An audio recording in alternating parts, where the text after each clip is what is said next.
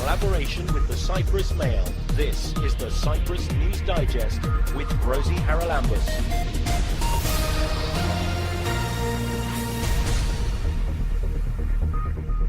Coming up this week, the benefits of corporate social responsibility in building profits. The essence of why people want to cooperate is if they can, of course, gain something from it, and that could be love. It doesn't have to be money. I think love is probably even more important for human everyday behavior. But it also has to do with trust. So can we trust other people? Parliament mulls changes to the law on dogs. So we need to identify the problems and try to address them rather than just say that this law will actually be good and it won't solve the problem. And swimmers should be on their guard following an influx of lionfish into our waters. Yeah, there are reports that very young children or old people or people with allergies have died from these fish, so we have to be very careful. A fascinating conference held last week in Nicosia was dealing with corporate social responsibility. And the keynote speaker who ran a lengthy and very interactive workshop was Kai Torok, who came all the way from Sweden. He joins us now. Kai, corporate social responsibility is something that an awful lot of people don't really understand. A lot of them mix it up with other things. So what would you say is the definition? Well, if we're going to be a little bit boring about the definition, it's more or less doing something more than what the law requires, more for society. And that could be an awful lot of things, of course. But in practice, it often has to do with equality between humans, environmental questions, societal questions of different sorts. So it's in one way, are your company doing more for the world than they have to? And if you match that against profits, certainly I suggest in the last maybe 15 or so years, it does seem that companies have realised they can make more money if they have a good CSR profile. Absolutely, and more companies are proving that. So right now we started to look into how many they are, and we found 9 companies in US who makes more than $1 billion on CSR-related issues. So it's definitely there, and all the things we haven't mapped are also extremely big. A little bit about what you were talking about this morning, because you covered several different areas, and it was very clear, and you were talking to a mixed audience. Some were from semi-government organisations, some I think were self-employed, and there were some big companies as well. So when you've got such a mixed audience, how do you pitch it? What are you trying to tell them? Well, I'm trying to make them see the world in a little bit different way. So more of the world I see, being in this industry for a long while, and more the way our colleagues see it. So it's not as much of the world as the economists have told us about forever, that every human is kind of a rational self-optimizer, always going for egoism. That's not the world I see. I see another world where we humans have heuristic rules in our heads that makes us do things. Sometimes they're bad, but most of the times they're good. Everyone wants someone to love. Most people all over the world, wherever you go, the first instinct people have is to help each other. Then you can set up systems, I think, that make them confront each other. So I'm kind of hopeful when I'm thinking about humans, and not so hopeful when thinking about how our collective action that has gone under our radar creates different systems, like climate change and like water deficiency and things like that. So we need to find our path back to the generous human. We should have said that you're a communications expert, and obviously the way you communicate this, or the way we communicate to each other, is vitally important if this is going to work. And again, I think you've probably just said it, but my feeling is that as we get globalization across the world, bigger corporations, bigger organizations, we have a terrible tendency to forget the individual, and none of those things can exist unless they're made up of individuals. Absolutely. So, any organization is just a bunch of individuals. So how do we want individuals to cooperate? The essence of why people want to cooperate is if they can, of course, gain something from it, and that could be love. It doesn't have to be money. I think love is probably even more important for human everyday behavior. But it also has to do with trust. So can we trust other people? We all long for trust. What we need is a renaissance for trust. And when I say that, I mean also renaissance for credibility, where each and every individual is worthy of trust and organizations are worthy of trust. And that's also in one way where CSR came from the beginning, because it was seeing the universe as bigger than your client. It was seeing the universe as made up of many different stakeholders. And that universe is different. So when it comes down to the bottom line for businesses, you were outlining some of the very basic things that if they want to be successful with CSR, they should take into consideration. There's, of course, a lot of different things. But if you want to work with it in a systematic way at a company, you can just ask yourself 3 questions. Where are we now? So how do we affect society, and how is society affecting us? Number 2, where do we want to go? And that could be that your company needs a purpose, something that's bigger than just profit. And if you do, your coworkers will like it. And the third is, how do we get there? In a systematic way, both when it comes to bigger strategies, but also in smaller day-to-day actions. So in one way, that's how you need to deal with it, but you really need the first step to understand where you are. Otherwise, it's hard to start doing it. And to decide what the purpose should be, I presume. Absolutely. When it comes to dealing with, I'm thinking now of management, when it comes to dealing with the people that you're managing, the other thing, of course, is people like to be valued for their contribution. That, I presume, is something that you find is generally better in the green companies that you were talking about. Well, I hope so. Purpose-driven companies are that, and we see a very strong relationship between the best places to work for. There are a lot of surveys around that, and the best sustainability companies. They tend to be a little bit similar. So sometimes you think about, why are these companies making money?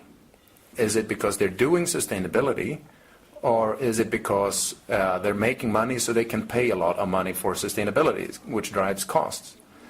So we're kind of thinking about a hen and an egg story here. Where's the start of that? I think it's a total different thing. I think it is companies that look upon their world in a more holistic sense. They understand the needs of the co-workers, about the owners, about the society as a whole. They are going better. So they make more profit, and they're more open to dealing with sustainability. So it's more about an idea about the world. And this is very much as well consumer-driven. So if we come back to each and every individual in the world, they can actually, through their actions, create the desire to build purposeful companies. Absolutely, and we see that somewhat of an explosion actually in some markets. Others is getting there piece by piece, but if we're just going for organic food, the market share is pretty low still. We have 10% in Switzerland, which is the highest in the world, and just a little above that, below that in Denmark and Sweden. However, we have a 40% increase every year now in Sweden. So in 2020, it looks like, if the pace doesn't slow down, that we'll have 20% of organic food in that market, on all food. And what happens then is that people will start to think, I believe, that organic food is the new normal. And then you will not call the normal food normal. You will call that non-organic. And when that happens, you know, the rest of the percent can go quite fast. So we see these kind of changes in many markets, in many areas. It starts off as a really small change on the side of the market, but then after a while it picks up. So it's always hard to to calculate when it's going to happen, but I see it happening in many markets all over the world now. Kai Torok, who's a strategist with sustainability consultancy Futera. Get in touch with the Cyprus News Digest by emailing cyprusnewsdigest@gmail.com. There was outrage in Cyprus recently when it was revealed in the press that a dog tied to a pole on a roof had died, probably from heat exhaustion. The temperatures here have been very high indeed over the last few weeks, and we often see dogs tied onto balconies or roofs, or even in fields with very little shade and often no water. It is an ongoing problem, and it's one that our MPs are now trying to address. With us on the programme this week is Greens MP Bambos Theobemptou. Bambos, it's not the first time, but this does seem to have been a wake-up call. So what exactly are you proposing in the Parliament? It is a change, I think, to the law, because we do have animal welfare laws, but they're not very well enforced, are they? Okay, what we have now in the Parliamentary Committee for the Environment is a set of changes that the government is proposing to the law regulating the ownership of dogs. So there are a number of new regulations coming in with certain number of prohibitions, like for instance, you won't be allowed to have more than so many dogs in a household, etc. And they have upped the amounts that you pay as a fine. And also the dog license that they introduce has a high fee if your dog is not neutered, and a low yearly license if you have a neutered dog. So they have this of these sets that they are proposing to change.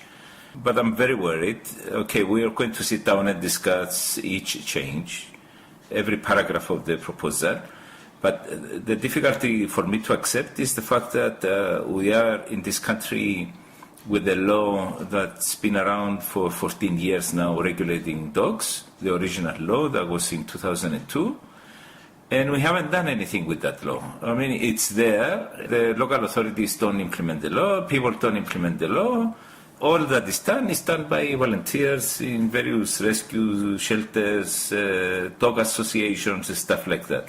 There is a huge problem that it seems that government is not willing to address. So what would you like them to do? How should they address this? What's missing? Okay, I'm not an expert on the topic, but anyone that looks into the internet to see what other countries have done, or if you sit down and think for a few minutes, you can find what is the right thing to do. The right thing to do is simple. You need to educate people. You need to have a policy for neutering. You need to support the dog shelters. You need to have the law, but you also need to implement it. You need to have inspections. You have to have high fines. You need to do a study, the stray dogs that are found, where do they come from? Is it people that abandon them because they want to go on holidays? Is it because various hunters, they abandon them in the mountains? You need to find this. Because if you find the source, then you can address the solution to it. But that means, and we do have rules for chipping dogs. Yes. And they're not all chipped. So how do you... that's where you have to start, isn't it? Because if they are chipped, then you can trace the owner. If they're not, then you're looking for a needle in a haystack. Yes, of course. But all I'm saying is that even if we do a good law in Parliament, eventually we agree, everybody agrees, and we have a good law. We had a law, and nobody actually obeyed the law. Nobody implemented the law in the past. What I'm worried is that even if we have this law and it's very good, we haven't done anything in the past. How come we will do now? So it worries me. Just passing a law won't solve the problem. So what will solve? Because you need to do all these things all around the law, which is not parliamentary work. It's government work. They need to set up a committee. They need to find all these details. Where do the dogs come from? How can I address each source of stray dogs? Is it the hunters or the ownership? Or do they multiply themselves? And find solutions to each one of them. Do neutering, do extensive campaigns, collect the stray dogs. You have to have a program to implement this. Just by having a law will not solve the problem. But now are we coming back to this idea of having an animal welfare police? Because that's something that certainly many of the organisations working in Cyprus, particularly with stray dogs, have been saying for a very long time. Yes. And the government always says, we haven't got enough policemen, we can't do that. They have enough policemen to give countless bodyguards to former party heads. You sort of wonder where their priorities lie. It's not only that. You can also have other means of policing, if you like, the implementation of the law. For instance... Could we not have community police, for example? Yes. I give you a very extremely low-cost example, actually zero-cost example. Let's say you take a number of volunteers that you choose carefully. You train them for a week on how to implement the terms and conditions of the law, what to look for, etc. You give them the certificate that they are now inspectors, animal inspectors. So you let them loose. You don't pay them anything. You just certify them that they are certified inspectors. And you let them loose. And every time they come in the local authority with a report that so-and-so is doing this to the dog, then they get a proportion of the fines. So this way, we have unemployment, we have a lot of people, we can train them, and within a few years, the problem will actually reduce. But this is just one bit of the problem. For instance, I know that the dog shelters are full. I know that we are actually doing euthanasia to a great number of dogs every year. So why, for instance, do I still allow pet shops to sell dogs? If you want a dog, get it from a dog shelter. So this is the reason why I'm saying that the law will not solve the problem. We need to have a holistic approach to find the solution. Otherwise, we will be here again in a few years' time discussing about the problem. All right, well then you mentioned neutering and spaying as well, and I'm presuming that as in every country there are also kennels which actually breed dogs to sell to pet shops. What about them? Yeah. There is a discussion whether we should have a special law for dog breeders. This is something that we need to discuss, because dog breeders, you need to regulate where they are, how they keep the animals, what animals they breed, and how they sell them, whether they chip them before they sell them or not. There are a number of issues with regards to dog breeders. And particularly with regard to the chipping, it could easily be made law that you must not sell a puppy unless it's chipped. Exactly, yes. That would immediately cut through some of the problem. Exactly, yes. So it's a discussion that we need to do, and this is the reason why I say that, and I've said this many times, even if the law that we have now in Parliament on regulating dog ownership, it's good, we come up with a good law, it won't solve the problem. There are all these things that you need to address. For instance, we need to educate people. We need to educate dog owners. We need to educate the public. We need to educate local authorities. We need to see and make sure that the police understand their duties. If the dog of my neighbor is barking all the time, do I call the police, or who do I call? Or what can I do? There is a lot of supplementary work that needs to be done to address the whole issue of stray dogs. And just having a good law will not solve the problem. We need to do the whole package. But it is actually, I think, the local authorities and the municipalities and the muhtars in the villages and so on who have the overall responsibility for this. Yes, they have the overall responsibility of implementing the law. But from that point onwards, for instance, if people abandon the dogs, let's say you have a hunter that goes in an area that he doesn't like the dog, he leaves the dog there. We generate problem to certain communities with the number of stray dogs, a bigger problem that a small community can handle. So this is the way to address this. This is the reason why I said, where do stray dogs come from? Because certain areas, they have a big problem, and it's got nothing to do with the size of the population. It's because they are close to certain areas, for instance, hunting areas. So we need to identify the problems and try to address them rather than just say that this law will actually be good and it won't solve the problem. Okay, we've talked a lot about the actual legal side of registering your pet and so on and so forth. Let's come back to where we started and this horrible case of that dog that died on a roof. Yeah. What can be done about that? Do we have legislation that lays down very clearly what is and isn't allowed in terms of keeping a pet? Yes, this is part of the legislation that we have now. How many dogs you're allowed to have, depending on the type of residency that you have. The fines, there are a lot of terms in there. We also have the additional laws in general for the welfare of animals. So we have the, if you like, the whole package of legislation needed. It just needs improvement. The problem is we need to implement it.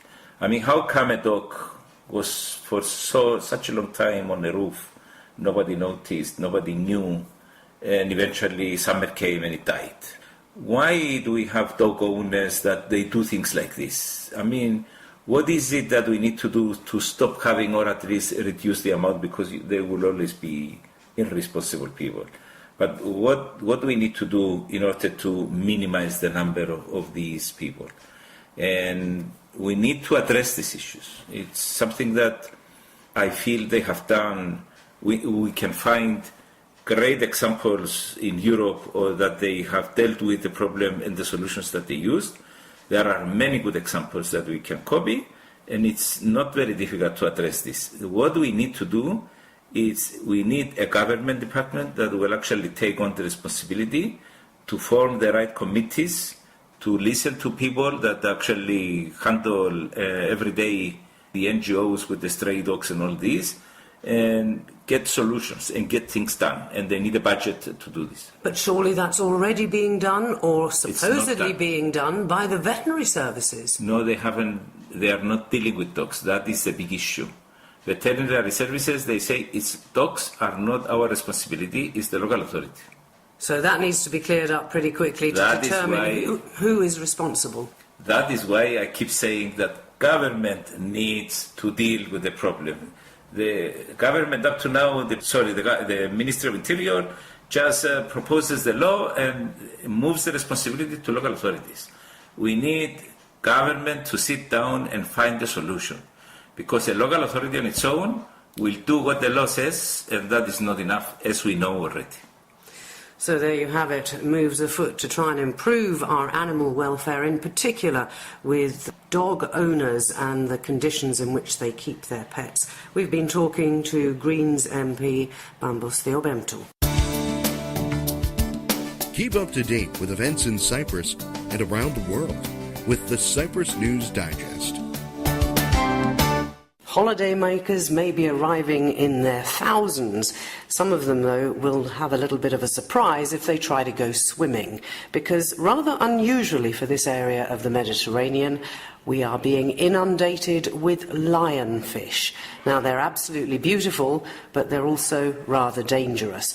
We're going to talk to the Fisheries Department on the programme this week. Nicholas Michailidis is the Fisheries Officer.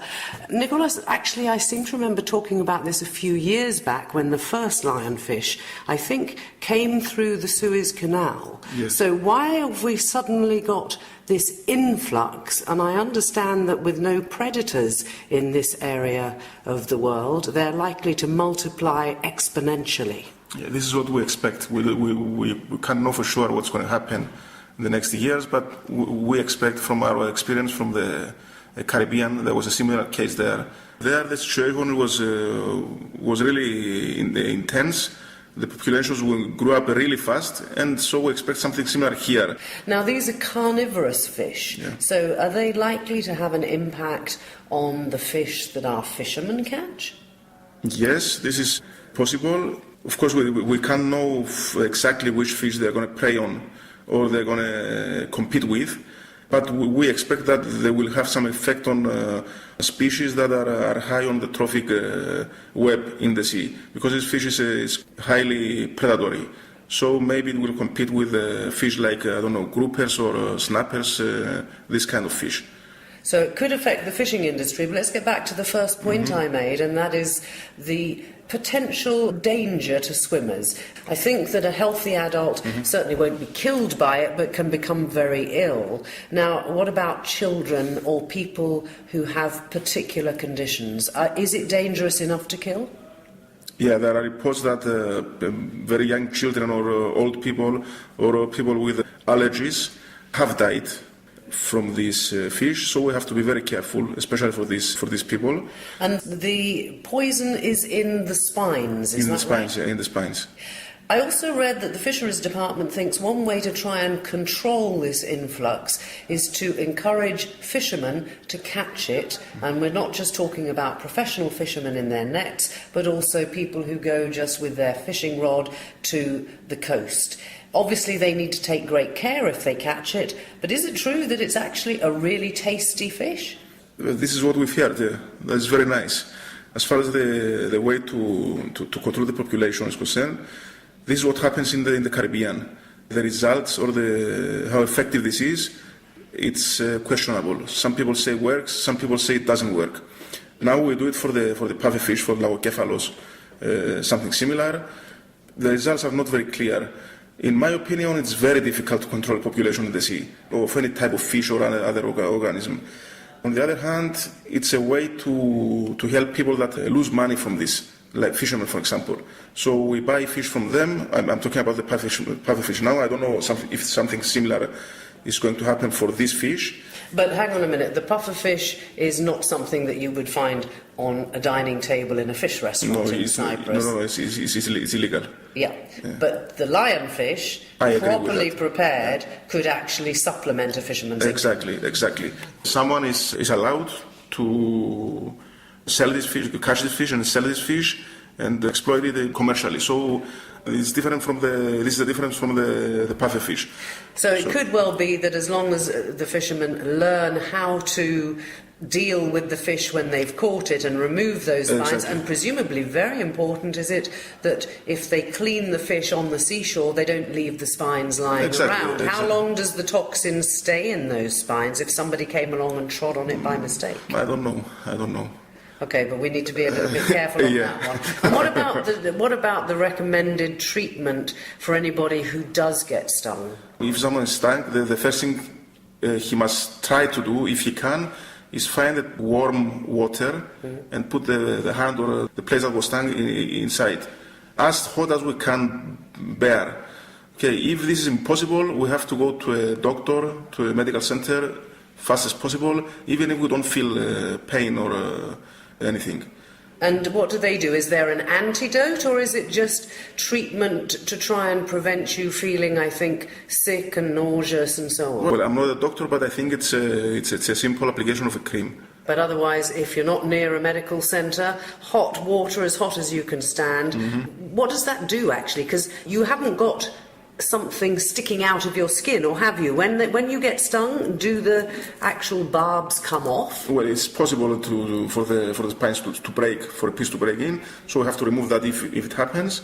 And then we use warm water to deactivate the toxin, because the toxin is mostly protein based. It is destroyed by hot water. Yeah. Okay, and finally, which area at the moment is seeing the biggest influx? I would imagine from our geography, it's the area of the coast that is nearest to the Suez Canal. Yeah, well, it is nearest to the canal, but I don't think it's the reason. Most of these fish, those that came from the Red Sea, the biggest populations are in the south east part of Cyprus. The area of Protarasa, Yanaba, Cape Grego and stuff. I don't know the real reason. There is a bit difference in temperature there. It's a bit higher, but I don't think this is the reason. I think it's has more to do with type of the bottom type of the type of the sea there, that the water is more clear. So are you worried about this influx? What is the Fisheries Department able to do about it, apart from encouraging fishermen to catch it and eat it? Anything else you can do? You don't want to introduce predators, and I don't think even sharks rather like these No, fish. that's very, very dangerous. It's wherever that was applied, it had completely different results than those expected. Well, I think there is not much you can do. You just accept that this is a new species that we have now in the sea, and it's a matter of perspective. Some people say, well, our species are going to have a hard time now. Some people say, why not? You have a better biodiversity now. You have tropical species in the sea to swim and enjoy. So it's all a matter of the perspective. We can't do much. The gate is open now.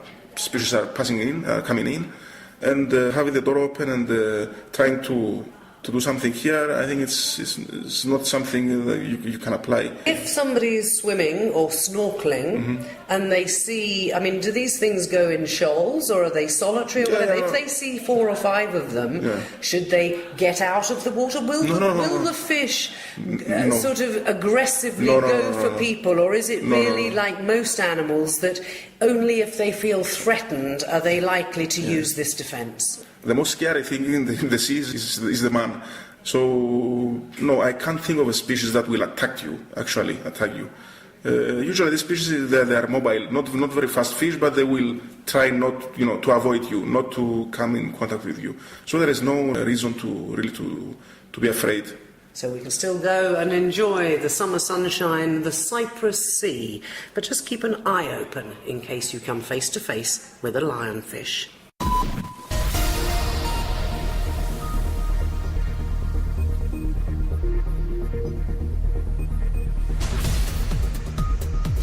Well, that about wraps up this edition of the Cyprus News Digest. Many thanks for your company.